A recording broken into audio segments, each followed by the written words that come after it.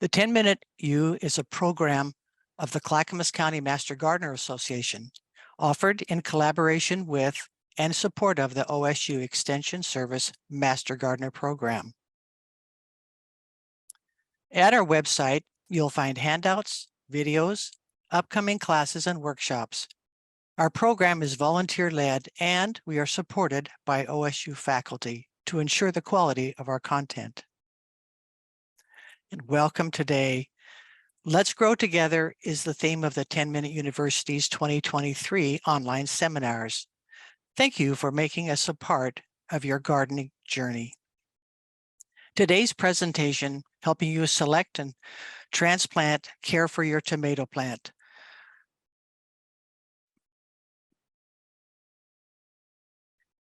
We're going to help you as you select your seedling and help care for it in a protected environment to keep it safe until it's time to put outside in the garden or a container. Oh, nothing tastes quite as good as a fresh tomato picked from your garden. For flavor and goodness, growers agree, and they acknowledge it's really worth the effort. If you've never grown a tomato, or perhaps you want to improve your ability in the production, today's session can help you to be successful and have the best harvest ever. Tomatoes are a favorite plant. Botanically, it's listed as a fruit, but because we use it so much in savory foods, we think of it as a vegetable. It's a valuable item in your diet, high in vitamin A and a strong source of lycopene, a powerful antioxidant. This is the second in a series of 3. It's chapter 2 in growing your own tomatoes. If you missed chapter 1, this is the link you can find for the YouTube presentation of that. That session dealt with a great deal of talking about selecting the various types of tomatoes and also starting from seed. This session is dealing more with helping you as you are picking out a tomato plant from the nursery. It might be a little late to start from seed. Here's the timeline for the next 2 tomato. Today's deals with tomato varieties, managing the growth via potting up, a very important technique, and getting ready to plant them out in the garden. We aren't really going to talk about putting them in the garden per se, except getting them ready. On May 3rd, we'll talk about how you plant them into your garden and carry through for the summer with understanding good cultural practices and management to prevent disease or pest, and how to have a successful harvest. We have a lot of objectives, so let's get started. First of all, what are the tomato varieties? You haven't picked it yet. We're going to try to help you recognize what you would like in your garden for your needs. There are over 10,000 varieties of tomatoes, so it can be a little daunting. Secondly, how do you choose a good tomato start if you're buying one at the nursery? What to look for?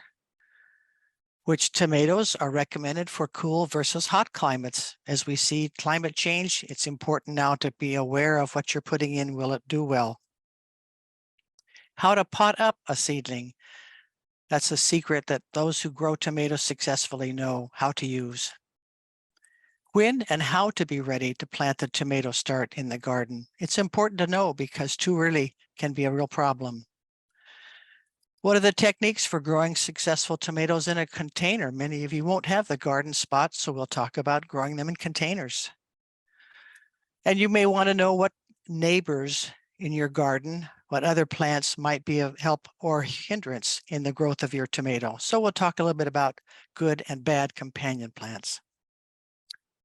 There may be some early problems that occur with your tomato start. We'll talk about how to address that. And also to talk about the function of rotating your crops. So first of all, a brief discussion of how to pick your tomato. One of them is to consider how much space you have and how and when do you want to harvest them. So the 2 differentiating kinds of tomatoes are the determinate, which is easier to grow in a pot. It's shorter and bushy. The entire crop will grow and ripen in about this short time, which makes it really good for canning. You can see here there's probably a sun gold that's growing on a patio, and how all of them have pretty well ripened at the same time. You don't have to stake it generally. It's good for growing in pots. That's the determinate. Now, an indeterminate means it just continues to grow, whereas the determinate is producing and stopped. The indeterminate is a vine will grow and harvest over the entire season until either the frost or disease takes it. It does need to be staked, so you have to consider that in your garden. If you can have that much room, you do get a much higher yield. Maybe you want to consider, what am I using my tomato for? Well, perhaps you want to just enjoy small little tomatoes you can pick and enjoy in your salads or eating fresh. These are generally the earliest to ripen. They're nice to have in your garden, and there's some varieties listed there, some of which have been developed by Oregon State, and that is the cherry tomato. Then a little larger is the paste tomato, which is a meatier, less juice, for good for sauces, drying and salsas. Again, some of these are from Oregon State, developed specifically for this area, and also they do have a ability to be less vulnerable to some of the diseases. Then there's the slicer, which is a little larger tomato, nice for putting in salads or on your sandwiches. These first four also have been developed by Oregon State University. Then there's the champion beefsteak, which is a huge tomato usually, and it's generally the last to ripen. It will require pretty vigorous staking and caging and support because it gets to be a large plant and the tomatoes are very large. Fun to grow though. Well, let's talk a little bit about the challenges in your environment. You may have a cooler climate, or you may find that you live in a climate that's now changing and there's more cooler weather. The next three slides, there are listed some varieties that are good for cool climates. And I want you to recognize that while this is a list that we have to go through kind of fast, this is the resource which you can access on the end of my production in the resource list. So what you would probably do is download it, make some notes, and then when you go shopping, see if you can find some of these. Some of these that have been developed by Oregon State University, I think will be available in our area. Many of these you'll see are hybrids and determinants, and they are for short season gardens. There's another page of the cold climate tomatoes. I have grown this one. It's interesting, if you look at it, it's originated in Siberia. So you know it's a plant that's been learned how to be tolerant in cold weather. Again, look at the names: Manitoba, Polar Baby. It's a good clue. Siberia. Referencing tomatoes for you in a cold climate. Now, some of us are finding that we're having a hotter climate. And I think if you could imagine that you're going to have a chance to try to maybe one or two of each, so that you have a chance to see if these are going to help you survive the weather changes that are occurring in our climate now. So these, again, there's a resource there for you at the end of the program to access. But look at the names: 4th of July, heat wave. Got a good indication that that's going to be a tomato that's going to manage the heat. Solar fire, Spitfire, sun. Look at all the sun ones. Tomatoes for a hot climate. And here's our last page. Again, encourage you to download it when you go shopping. See if you can find some of these to put in your garden. Well, you've got an idea of what you want to get, the kind of tomato you want to grow. Let's say you're going to go shopping for it. And now what are you going to look for when you want to purchase a tomato start? Because there are some things that are important to be aware of. You want it to have dark green leaves, not yellowing. Green leaves and stem. You want it to be as wide as it is tall. You can see this is a nice canopy here of leaves. And it shouldn't be much more than 6 inches tall, because it'll have too much stem generally and a hard time in the nursery to develop the leaves it needs. You want to make sure it's grown in an individual container and it looks like it's free of insects or disease. Now here's a plant you want to avoid. You can see how lanky and tall it is. It doesn't look healthy. The leaves aren't particularly very green. So don't buy that one. You also might be tempted to say, oh, here's a nice big one with flowers and fruit already, or at least flowers on it. You don't want to buy that one either, although it's tempting. And the reason is when you are going to plant that, you want the strength and the energy of the plant to go into developing roots. If it already has flowers on it, that's where the energy will be directed, is producing more flowers, and too early in the season. So think about root development as the most important thing for this new plant that you have. You also want to avoid them if there's a lot of them in a big flat, because when you try to take them apart, you're going to be tearing the roots, and that'll be a real shock as you transplant it. Here's another plant you want to try to avoid. Sometimes as they sit in the nursery for a long time, the roots will become root bound. So what's happened here is the container that it was in, as the roots come and grow through the soil, they can't get any further, and so they go back up or inside or circle around. Now you often can see it too, the roots coming down through, if you were to look before you take it out of the cell tray. You can, if you get this, you can try to tease out these roots a little bit, because right now when you put it in the soil to pot up, it's going to be a root that's a little confused because it's been growing this way. So you can kind of tease it gently out a little bit as you put it in the new soil.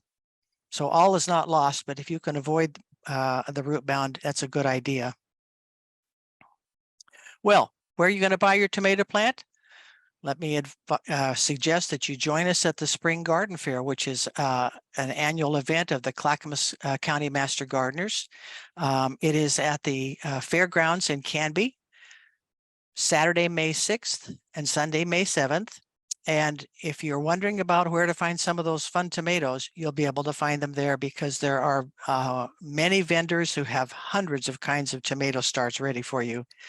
In addition, you'll find other vendors with other plants and garden tools, and lots chance to talk with master gardeners about some good gardening ideas. So think about May 6th and 7th, finding us at Spring Garden Fair.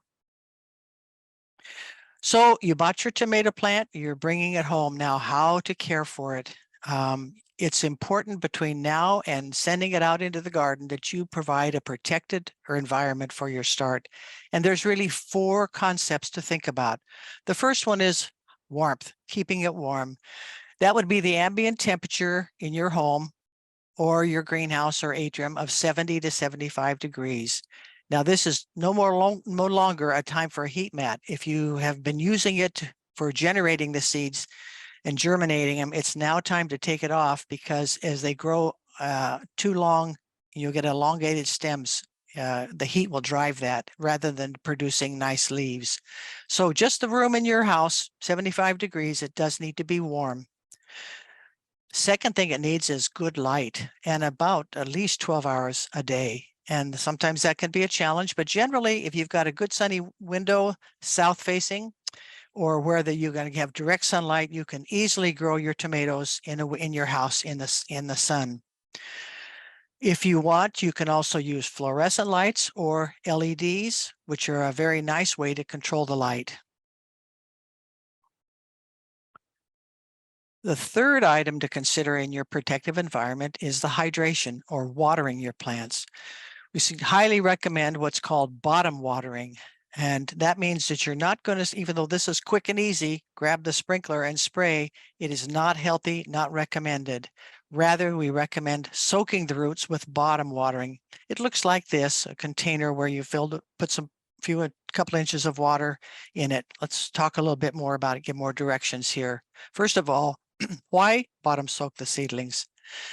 Well, it helps to avoid water on the leaves, because water on the leaves can increase the risk of a fungal growth.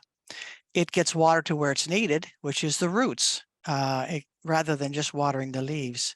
Nice thing is it's a really efficient, easy way to fertilize your seedlings, because you can put a water-soluble fertilizer into that pan of water, and you fertilize the seeds with water going right up into the roots. The plant is well hydrated, and it is so thoroughly hydrated that you can reduce the number of times you have to keep watering the seedling, because it's so thoroughly, all the soil is is moistened. So how to do it? 2 to 3 inches of tepid water with the fertilizer if you want, maybe one time a week when you're doing that, and you dissolve it into a large pan or tray, put your plants in and allow them to soak up the water until you see that the soil is saturated. Take it out, drain it well, and return it back to your protected environment, whether you had it on the windowsill or wherever. The fourth item for your protected environment is the air. So we had warmth and light and watering and then air. So good circulation is very much needed. And this can be accomplished with just a little fan that blows, or maybe you just walk by the plants periodically through the day and brush your hand lightly with them. The importance of the air is it will prevent the stem from getting really long and leggy, and it'll reduce the risk of fungal growth and results in a better stem, a healthier stem. Now, I mentioned LED lights, and there was a bit conversation in my first webinar about that, and I'm going to explore that a little bit further with some more information. So we know from the light that there are different lengths of light waves, and those different lengths encourage different specific plant behavior. So I've listed them here. Red and orange yellow help the plants to flower. White and green, too green, helps expands the foliage, and blue violet promotes root and leaf growth. Well, you're going to say, do I have to buy 3 different lights to get each wavelength? Not generally. You can buy what's called a grow light, and that'll offer the full spectrum of the wavelength. And it might look like this. So if you want to invest in LEDs, the grow light is a nice way to make sure that your plants do get that amount of light. Well, whether you've put it in your windowsill or whether you've got it in your greenhouse or just on your counter in some sunlight, when your plant looks like this, it's time to pot it up. So you're going to have it maybe pull out 1 or 2 of yours to see if the roots start to look like this, because if they do, you can see that they've wound all the way around. They've exhausted the soil that is available to them, and it's time to pot them up. Now, this is an interesting plant because this is planted in a soil block, and I mentioned that in my first webinar. The advantages of a soil block is you don't have any kind of a container, the container that surrounds it. This is the container itself. And when the roots grow out, they become what we call air pruned. They don't grow any further in the air. They just stop and they just stay there at the edge of the block until you're ready to transplant them, and then they're ready to go. So it transplants very easily without the shock of a plant that's been inside of a plastic cell. But anyway, it looks the same, as you can see here, contrasting them. They're about the same height and they look healthy, and both of them are ready to pot up. So potting up, very important technique. Seedlings are maybe 2 to 3 inches tall. For those of you who started it from seed, it's about 4 weeks after that. Then you're going to move that to a larger plant, a pot, 4-inch pot, to avoid getting the pot-bound plant. Then when it grows to be this height, then you're going to pot it up again. Now, you may find the nursery plant that you purchased is already this tall. In that case, then you need to pot up to develop the roots. You want to pot it up again at least 2 or 3 times before you put it in the garden. Important, after you repot it, try to give it a bit of a break from direct sun so that it can recover, especially if it's from a cell. It's not such a concern with a soil block one. So let's see what it looks like. It's maybe a little bit easier to see with the pictures. So I'm going to take the bottom leaves off, and I want to plant this deep into a pot. I'm looking for improving the roots. So when I do that, I put it deep and then fill it up with soil. And we'll talk about the fact that tomatoes have adventitious roots. Now that means that the plant, when it's put into the soil, is a good way to describe it and see it. It's planted deep in the soil, and you clear up to the top, and the roots are going to start developing here. I'm sorry, the roots are going to start developing here from the stem because of adventitious roots. And let's look at it here another way to see it. So the soil, when it comes in contact with the stem will produce roots from that portion. So if you think about the fact that the more roots your plant has, the healthier your plant is. Now, interesting here, this plant has gotten so tall that it's needed to be laid down, and that's fine. It works just fine. You gently lay it down. You might do this in your garden as well with the transplanting, which we'll talk about with the third webinar. But look at all those roots that have developed because I have repotted it each time. This one probably has been repotted 2 or 3 times, all those healthy roots. So each time you pot up, the plant becomes healthier. So, okay, how do we do it? What are the steps? First of all, you want to soak the seedling because you want the soil surrounding the roots to cling to the roots. If it's dry and the soil falls away, that's a problem. The roots are exposed and you could damage them. So soak them first, take away the lower leaves, use the potting mix, a nice clean potting mix, and put it deeper into the pot. After you've done that, you want to fertilize it and water it. The fertilizer recommended would be about a 1/4 strength of what you would normally use for a large plant. And then put it in a protected place to provide that protection for its continued growth. Well, you've got your plants potted up. They're doing well. You're watching them. So let's take a minute and say, okay, we want to eventually get it out in the garden. So let's talk about getting the garden ready, because we can do that while our seedlings are growing. First thing is, let's look at the soil condition, where to plant, and what do I need at the planting time. So we're going to be kind of preparing ourselves. We want to have the soil at the right pH level. For a tomato, that is generally a little acidic, 6.2 to 6.8. And you're going to say, how do I know that? We welcome you and encourage you to bring your, you can bring up to 4 samples of, small samples of soil from your garden to the Spring Garden Fair. That is a free service we offer. Soil testing, we want, and it could be other parts of your garden too, just to check for your tomatoes for sure to make sure that you've got this level.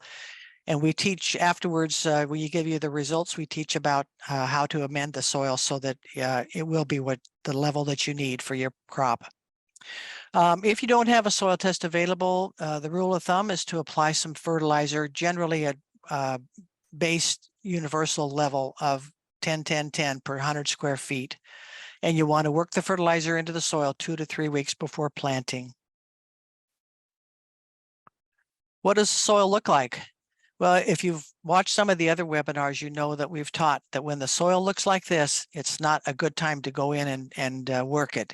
You can destroy and damage the soil structure when it makes a hard pack like that. Rather, you want it to look loamy and loose like that.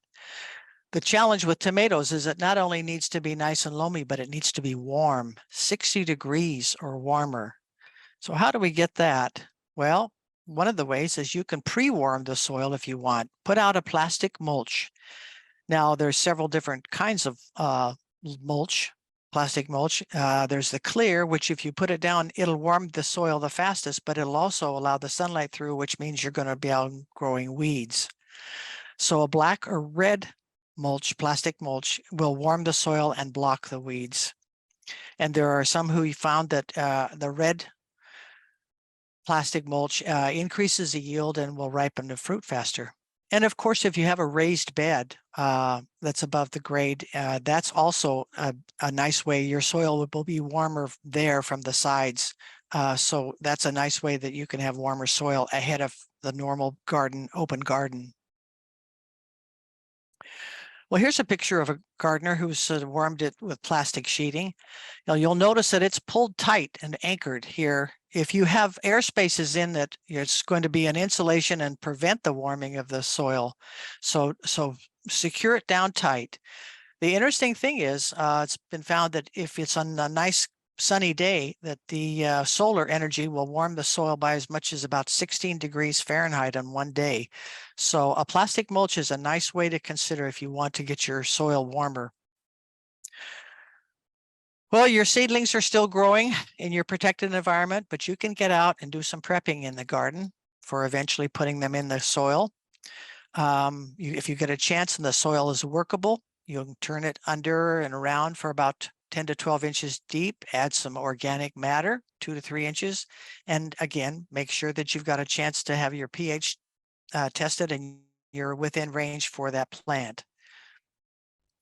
Well, where are you going to plant them? Location is very important. A tomato plant needs a minimum of 8 hours of sun.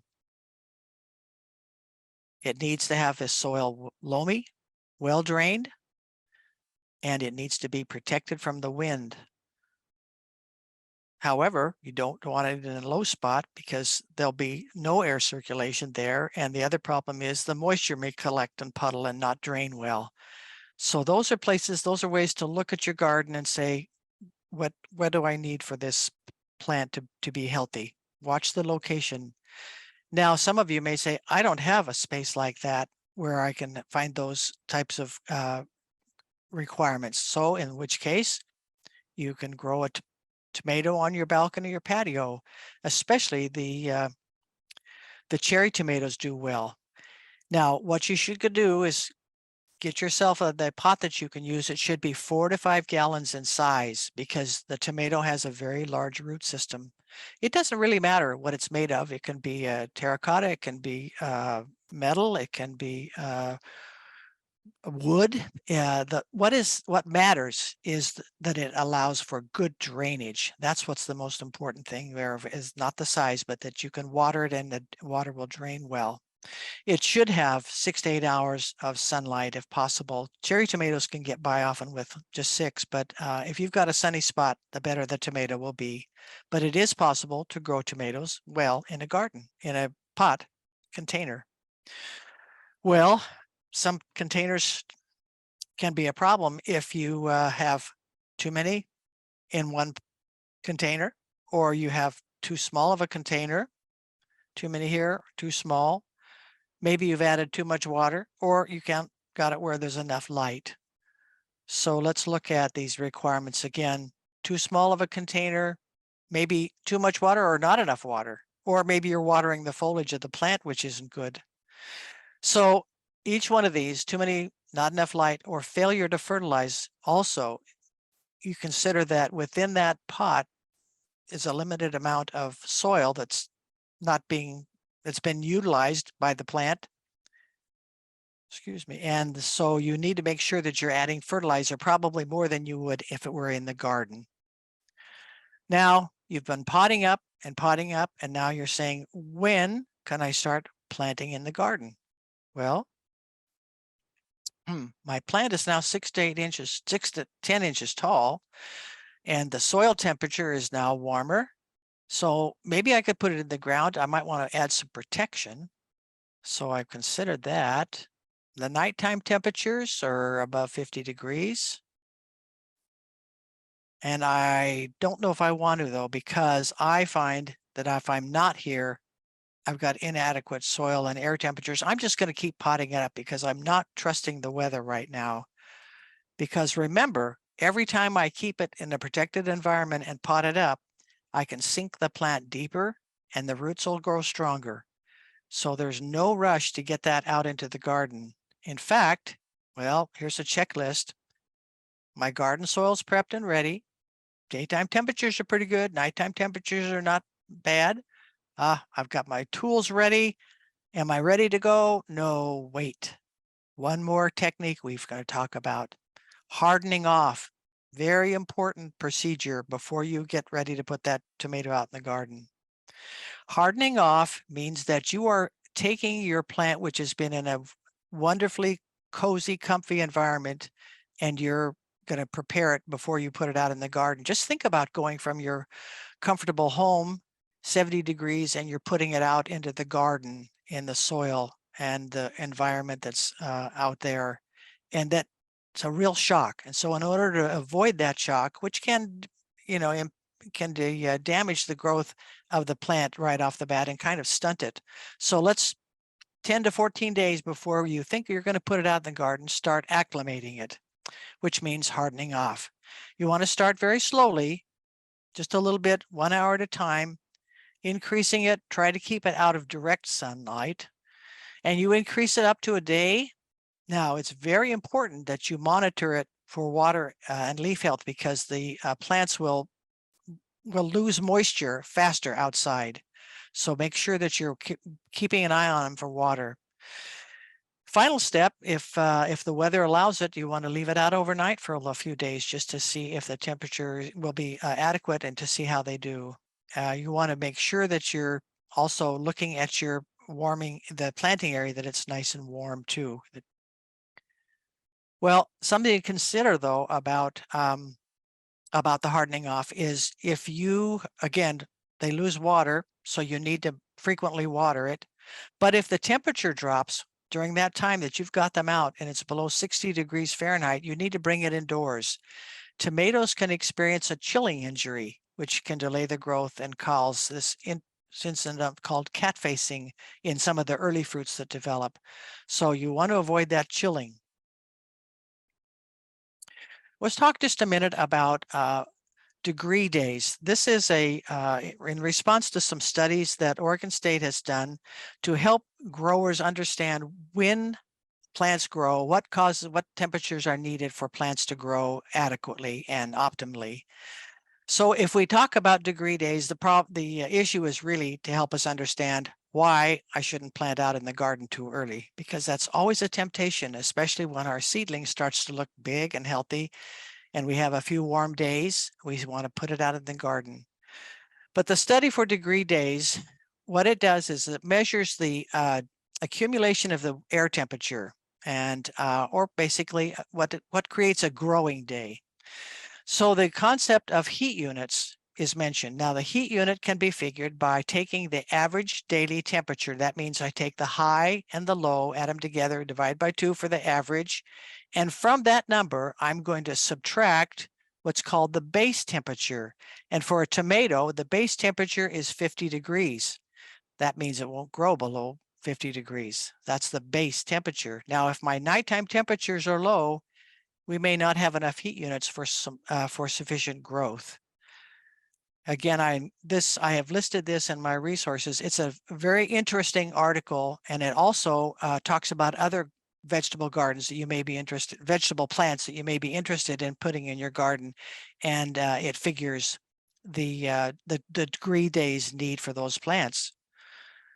So, well, how does that affect my tomato planting times? So again, here we go, a base air temperature, which was the average, which is the amount of warmth needed for growth in a tomato. So here we go with the average temperature, and let's pick a day in late May when we might have a high of 50 and a high of 80 and a low of 50. So the average then is 65. And from that average, we subtract the base temperature of 50 degrees, which gives us, quote, 15 degree days. Now, what does a degree day mean? It means that we are going to figure that into the total degree days required for a certain stage of the plant. So here in this study they've done, here's a new girl variety of tomato, and they say, how many degree days does it take for us to see the first flower? They have studied and find it takes 498 degree days to get the first flower. Well, if I have 15 degree days with this type of a temperature, average temperature, it's going to take 33 days for me to have the first flower. Interestingly enough, if you take some of the later developing and ripening tomato plants, which indigo rose is one, the first flower there requires 590 degree days or 40 days of actual growth. So it's important to think about because the degree days will affect the fruiting rate as well as the growth rate of your plant. Well, let's take another hypothetical here. So I looked in early in May when somebody might be tempted to put the tomato plant in. Oh, it's a nice sunny day. We have a high of 70, but it's kind of cool at night, 45. The average is 57. If I subtract the base temperature, remember that was the temperature of 50, which was the plant at which the temperature at which a tomato needs to grow. Subtract that from the average, I get 7 degree days. If early girl requires 498 heat units or degree days to flower, if it doesn't get much warmer than that, that could take me 71 days till I get to the first flower. Well, of course, it's not going to stay that cold, but I know that by putting it out when it's this temperature, I'm not going to have optimal growth. The cooler temperature increases the time for plant growth if I plant early in May. So as tempting as it is, don't put your plant out. You can use these formulas and maybe keep track of the temperatures and see what you're ending up with for degree days as the weather improves. Well, what does all this mean?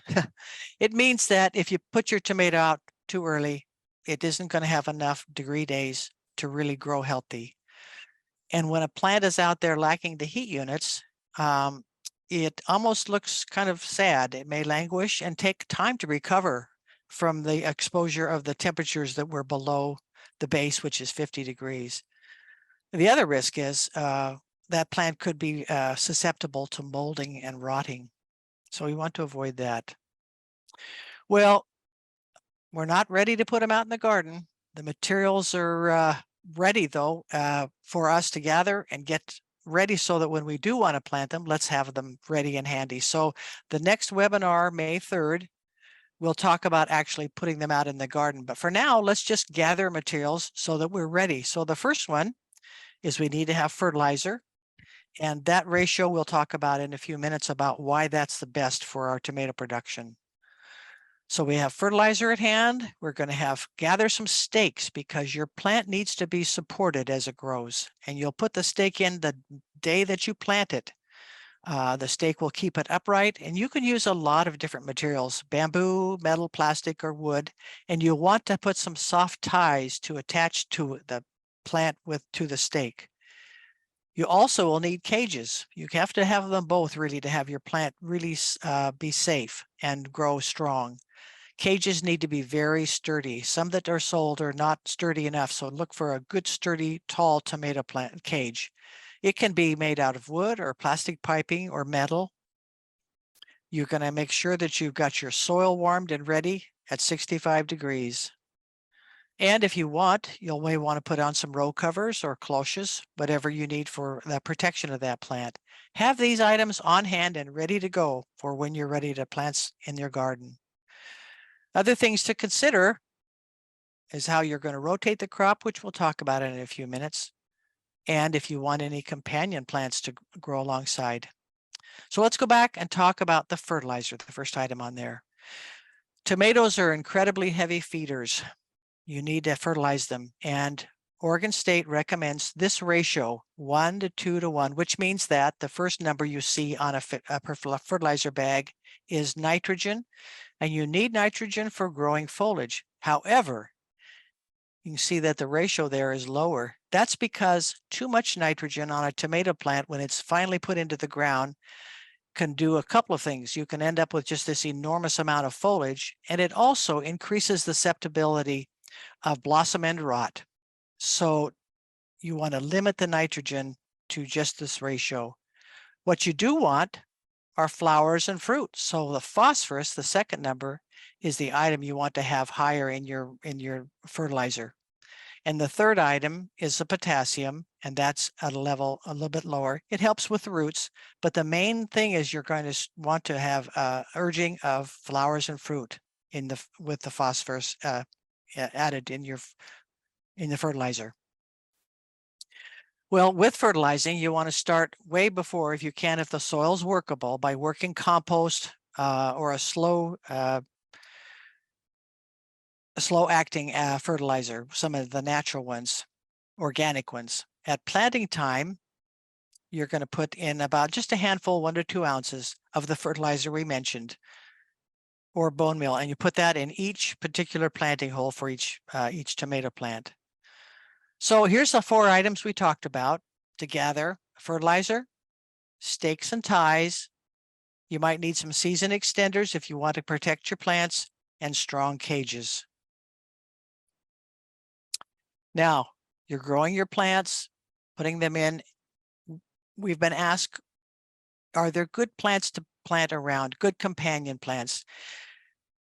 Since as master gardeners, we are always teaching from evidence-based materials and scientific studies, it's a little hard for us to grab a hold of a good scientific study, but there's a lot of good anecdotal evidence and common sense that helps us to understand that, yes, there are good companion plants for tomatoes. It's hard to have a good scientific study because there's just too many factors that influence while your plant's out there in the garden besides the companion plant that's next to it. But this is a good list of herbs and flowers. Basil's highly recommended to grow near your tomato plant. Wonderful because its strong scent confuses or masks to deter insect pests, as well as the marigold flowers, some flowers that can attract beneficial insects. Then there's a lot of herbs that repel aphids, beetles, and slugs. And some of these will also attract beneficial insects. So these are good to think about having them near or around your plants. Also vegetables you can use for nitrogen fixing in your soil, and then more plants that will mask the scent from insects as onion and garlic. Now, those are good companion plants. Is there a bad plant to have next to your tomato or around your tomato? And that's definitely true. The brassicas, broccoli, cabbage, Brussels sprouts, kohlrabi, and cauliflower bring insects and pests and can reduce the growth of your tomatoes. So don't have them near. They're good to grow in your garden, just don't have them near your tomatoes. Then consider the fact that there's a whole family of plants, of which tomato is one, called the nightshades. And those plants, eggplant, pepper, and potatoes, are going to be susceptible to the very same problems you're going to have with tomatoes, fungus or bacteria. So that let's not have these growing right next to them or even in the same place that you're going to have them year after year. And we'll talk about rotating your plants. So there are good and bad companion plants. Now, rotating the plants is a very highly recommended for your health of your plants. Why rotate? Well, it prevents depletion of the soil nutrients. For instance, the tomato is a really heavy eater of calcium. It's going to deplete the calcium in the soil so that if you put it in, one year you might have a fine crop, and the next year it might be okay. But if you put it in the same place 3 years or 4 years in a row, there's no way that you've been able to compensate for the amount of calcium it has drained from the soil. Be highly difficult to do. So you rotate it and put it in another part of the garden, and then you can build back up the calcium or also the nutrients that are needed for another crop. So it's highly recommended to do that. It also helps to maintain the soil structure. Think about planting carrots or beets in the ground where you've got a root in the ground. Kind of breaks up the soil a little bit, and so it helps you so that the soil structure stays nice and loose. And the best thing is when you rotate it, you prevent the soil-borne pests from getting a foothold. Now, what happens if you're going to have a soil-borne disease, it'll winter over, and then you put the tomato back in the very same place, and those little pests are all ready to grab on and say, yay, here's our second meal. And if you keep doing that, those soil-borne diseases can get a real foothold in the garden. And so it's time to rotate. Well, how do you do it? You avoid planting tomatoes or any of the family of crops. Remember, we talked about the nightshades in the same location for 3 years. So if you can rotate it out and leave it so that you don't have a nightshade in the same place, any one of these tomatoes, peppers, or eggplants or potatoes in the same spot, then that will eliminate or really highly reduce the risk of having any of those diseases that linger over. Now, sometimes it's very hard to rotate because you might say, I don't have that many spaces in my garden that meet the criteria for circulation and sun and whatever. So here's some options. You could start using pots, or if you can't find another spot, you can just add some clean soil to try and mix in. Or you might want to consider planting, if you have limited space, a grafted tomato, because the grafted plant, the scion is put on a rootstock that is very vigorous and resistant to a lot of soil-borne diseases. So they're more expensive, but if you only want to have one or two or three of them, you could do that, and then you don't have to worry so much about rotating your tomato. Well, I want to talk a little bit about how to improve the soil and also get your tomato seedling healthy till while it's growing inside in your protected environment. So I highly recommend the use of worm castings or worm tea. Look at all the things that it can do. It improves soil structure, it adds microbes, it has nutrients. Look at all the micronutrients that it adds. and macronutrients. It improves water retention capacity. What I like to do is when I do a potting up is I'll do a top dressing right there on the soil. And I also like to make a tea from the worm castings, and I use it as a foliar spray, or it could be used as in the bottom watering, adding it in the water. So you say, well, how in the world do I make worm tea? Well, I use a sock, a natural fiber sock, and you fill it up with the worm castings. Tie the end of it shut, and then put it in a bucket of water. You're going to steep it overnight, keep it submerged. When it's done, it should look like a weak tea. And then you take the bag out, store the tea without a lid, and use it within a week or two, because the microorganisms that you have created in this tea or that are living there need oxygen, and they won't last forever. They'll die after a while. But it's a wonderful foliar spray. When the plants start to look a little, less than great, it just perks them right up. You're going to have some problems maybe that occur. Largely, it's due to nutrient deficiency. You can always take a picture of the leaf and contact the Master Gardener's helpline, because they can help you with diagnose it. And this one, just this particular example, I've experienced in the past, is a magnesium deficiency, and the leaves become kind of yellow and brittle. And what I did was made a foliar spray of magnesium sulfate.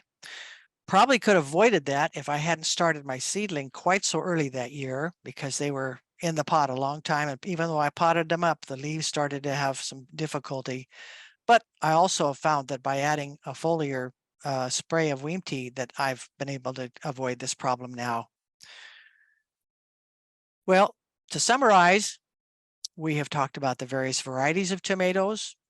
You have determined which are best for your garden based on how you want to use it and how you can grow it, how we prepare the garden bed, and most important, potting up, take advantage of adventitious roots, transplanting, and materials that you need as you're going to start thinking about getting them out to the garden. Be sure that we're using hardening off techniques, and consider rotation of the crops, and also soil and plant enrichment. A couple of things just as we get ready to close. Remember, pot up your plants 2 to 3 times each time, so that the roots can develop strong and healthy. 2 to 3 times, that's important. The tips are: use sterile potting soil, try to avoid it getting root bound, consider bottom watering, and transplant if the seedling starts to look like it needs some help. Now, tips for transplanting: have the garden site selected and soil prepared, consider warming it, and get your structures that you're going to use to protect and help support. Keep your seedling protected, watered, and fertilized, and harden them off. The final webinar, May 3rd, will talk about planting techniques to get them out in the garden, also to manage for diseases, using the best cultural practices. Really important: pruning, fertilizing, and watering correctly. So you'll see a chance there to register as that comes up closer to it. Here's our resources. These are the publications from OSU. Again, there's the helpline. A picture and a call will, you can get some help in some of your tomato plants. Also, we have videos and handouts at cmastergardeners.org. And this is the list of resources. Again, will appear in your webinar video recording, so that you can access all the resources that I used. Anyway, I hope you've enjoyed today's session. Thank you for attending, and I think we're about ready to look at some questions here with Priscilla. Are you there? Hi. I am. Hi there. Welcome. Thank you. And what a great presentation. Lots of good information, and a few questions are coming up. Okay. Okay, the first question wants to know, what about grow bags? What size grow bags should be used if you're going to be doing that, if you're going to be using the Oh, that's a good question. I've used grow bags, but it's been for the grafted, which has a huge root structure. Think again of the container we talked about was a 5-gallon container. So I would say the grow bag should be a minimum of 5-gallon. And I'm not sure, I think you can get them much larger than that. So get the biggest you've got room for. How's that? More roots, the more soil that it's in, the healthier your plant. But let's say a minimum of 5 gallons. Okay. And when we're talking about seedlings, one person says, well, why can't I just start my seedling in a big pot? We didn't really talk about that. What are the disadvantages of putting a little bitty plant into a big pot too soon? Well, because we've missed potting up, that Yeah, doesn't have a chance. You're going to get just one shot, and hopefully if you're going to do that, you're planting it deep. But see, a little tiny seedling, you can't plant it that deep. So otherwise it'll be buried. So plant it as you're going to take off the bottom couple of leaves and plant it. But that's not going to be enough. You need to, as it grows taller, then you can take more of the bottom leaves off and put it in a bigger pot. So you've got to have the chance to repeat potting up in order to have the root structure. Remember again, the health of the plant can be determined largely by the health of the roots. And as you saw the drawing of the adventitious roots, the more roots, the better. So that's the yep, reason. I know it's work to pot up, but it'll pay back with a healthy, vigorous plant that you put in the garden. What a that good sounds, question. Good question. I thought that was a good question. Yeah. And then I really loved, and this person loved seeing the different types of tomato plants for warmer, more heat Mm-hmm. tolerant, or the ones that are cool. Well, we get cool in the spring, and then we've really been getting some peak heat waves in the summer.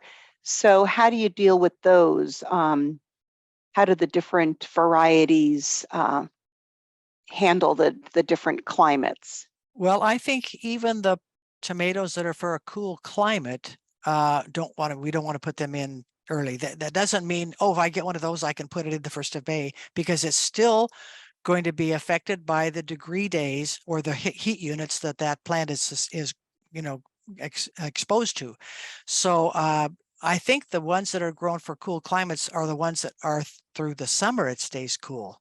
So they don't, they seem to be able to get by with the less heat units, but don't think that by putting it in sooner, you can do a cool plant, a cool climate tomato. It still needs to be available to have the adequate heat units to grow. If you think about 50 degrees or lower, a tomato doesn't grow. It doesn't matter whether it's cool or hot. It's got to have those heat units.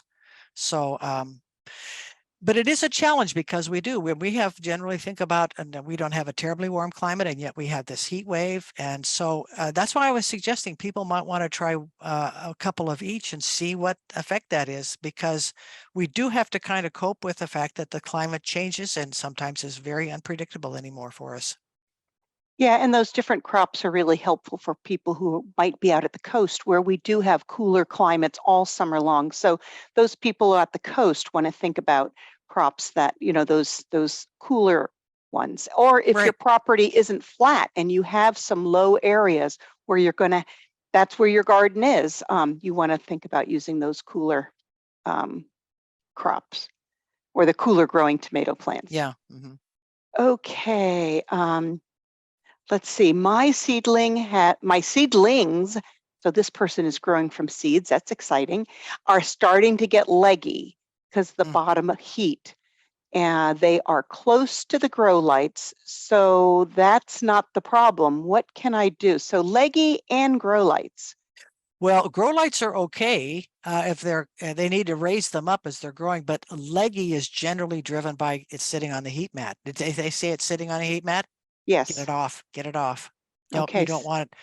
You don't want it on the heat mat. Once they germinate and get up a little ways, you need to take it off the heat mat because the heat mat will drive the growth of the stem, and that's why it's leggy. Okay. And here's a gardener who wants to know how do I know about the soil temperature? We didn't really talk about Hmm. soil temperature in this presentation. Let's just give them a little bit of a primer on that. Well, you can buy a thermometer for the soil. It's not very expensive. I think you could go to your nursery. I think we would probably maybe selling them at Spring Garden Fair as well. So soil temperature thermometers are available, and it's very helpful because it's hard to judge the temperature of the soil. Okay. Let's see. We had another question that. Oh, what size stake? When you talk Mm, about getting stakes, I see them, they see them in all different sizes. If they're putting in an indeterminate tomato plant, give me an idea of what is a sturdy stake in your view. well, I use a metal or wood, and they're generally 5 feet long because my indeterminate is going to grow that tall. And I want to put it in even when the plant seedling is little, and you're going to say, oh, it's kind of overpowering, but that tomato will grow. I'm going to tie it to that stake and gently close to it, and then I'll have to keep adding more ties to it. But I want to be able to have that tomato to stay close to that stake. If I don't do that, as it starts to have tomatoes on it, it'll tip over and be pushing the cage and stressing the cage whether it'll stand up or not. So staking and caging, very important. But I'd make it, if it's an indeterminate, plan ahead, because you don't want to pull it out and then put another one in, because then you're going to be pounding it in and possibly damaging the roots. So good question. Indeterminate, make it a nice tall one. Yep.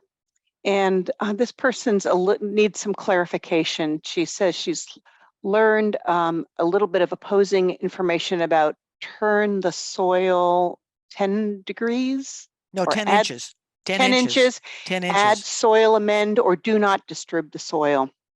Oh, well, do not disturb the soil. We're talking about tilling the whole garden, I think. You still have to make a nice spot for that that's loose and for the plant to be put into. So not tilling refers more to a garden that's not being rototilled and the soil disturbed all through your garden, but you do need to dig a nice hole for your plant and amend that area.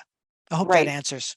Yeah, we want to avoid that corkscrew type of tilling that moves the lower soil to the top and top to Yeah, the bottom, because we lose our soil structure in those biomes. So you want to have nice vertical, just right where, just some yeah, opening. yeah, Yeah. just right where you're putting the plant. Yes, thank you. Yeah. Okay. Um, So let's just emphasize about air temperature versus soil temperature. Do I plant when the soil is 55? I do have a thermometer.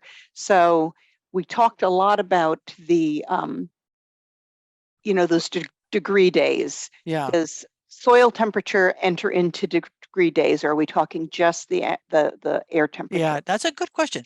Degree days are the air temperature. Okay. Soil temperature, if you've got a thermometer, 65 degrees in the soil. And that's where you want to think about warming it. But no, degree days are ambient or air temperature that's measured, with your thermometer every day or their weather maps or whatever. But I hope that answers the question. That the degree days are not soil temperature; it's air temperature. Right. Good. And this person, I think we need to just, I know we're talking about prep, but when do you throw out a tray of tomato plants that haven't germinated? How much time should be given, sufficient time, if they're going to be viable, or when do you start over? Yeah, I'm assuming they haven't even germinated, or that they're. Yeah. Yeah, if they don't germinate after a week or two, should I toss the tray? Oh, well, now I planted some on the 21st of March, which is what, 8 days ago, but I have mine on heat mats and they're just now coming up. So that's 8 days, but that's with a heat mat. But I think if you look at your seed packet, it'll tell you it can take up to 2 weeks.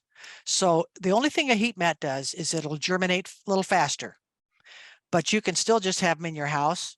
I would give it a good 2 weeks to 2.5 weeks at least, if they're not. And look at see if you can find a spot that's a little warmer. Maybe that would help.